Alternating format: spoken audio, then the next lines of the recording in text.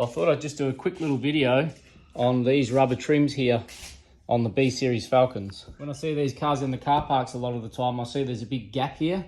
It's so easy to fix, and I'll show you how to do it. Now, I'm not sure if people just aren't aware or they think that it's part of the door, but it's literally just a rubber trim. So all you need to do is crack your window a little bit. This window is down already, so it's good for us. So all you need to do is just, look, this one's not even on. Just unclip it. It's just clipped on.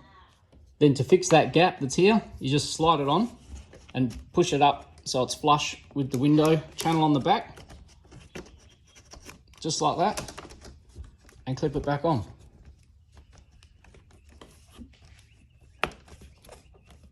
Then when you get to this end, before you go clipping it on all the way, leave yourself a little bit of room. Just pull it down and tuck it in there.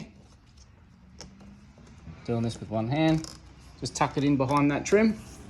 And again, just clip it on.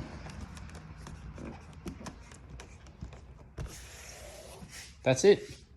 No more gap. And she's beautiful. Easy.